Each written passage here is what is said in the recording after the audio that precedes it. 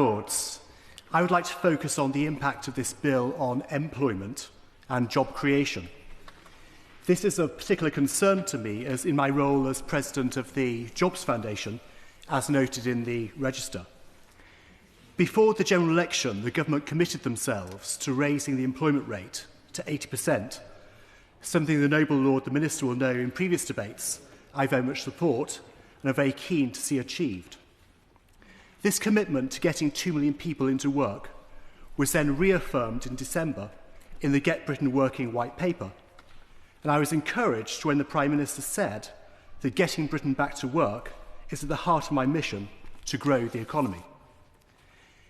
Given that there are roughly 800,000 job vacancies at the moment, this means that an additional 1.2 million new jobs need to be created in the country to achieve this objective.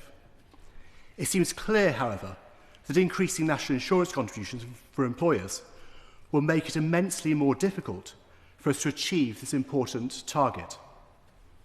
This is not just my opinion, it seems to be a growing consensus. The former chair of John Lewis, Sharon White, who is reputedly on the shortlist to be the next Cabinet Secretary, said that these measures will obviously affect jobs and wages. The research director of the Resolution Foundation, James Smith, said that this is definitely a tax on working people.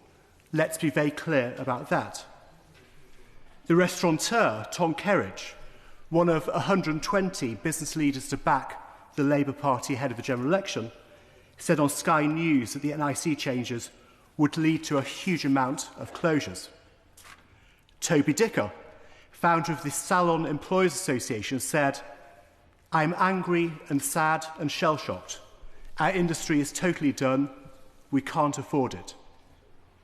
And finally, a company already mentioned by my noble friend Baroness Bray, James Reed, the CEO of recruitment firm Reed, said, "We're going to cut hiring, we're going to make people redundant, we're not going to invest, we're going to offshore jobs." Is it any wonder then that the most recent employment index from S&P Global UK showed that, excluding the hit from COVID, we've just seen the largest fall in UK hiring since 2009. This confirmed the OBR forecast that the measures in the budget would reduce the employment rate. This bill, therefore, seems to be completely at odds with the Get Britain Working White Paper and the government's commitment to achieving an 80% employment rate. In light of these conflicting signals, will the Noble Lord, the Minister, give us some clarity about whether the government remains committed to achieving the 80% employment rate? I would like to conclude with an analogy shared with me by a business leader I was talking to shortly before Christmas.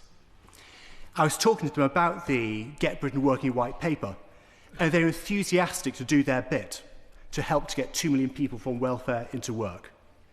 And they suggested that this national objective requires a new Dunkirk, where a huge flotilla of businesses are needed to come together to create the new jobs, provide the training, and give people a much-needed step up in life. I know that businesses across the UK are willing to be part of such a flotilla. Business leaders want to help the government achieve their employment target, but the government needs to support a new business environment which will help businesses thrive to create these 1.2 million extra jobs.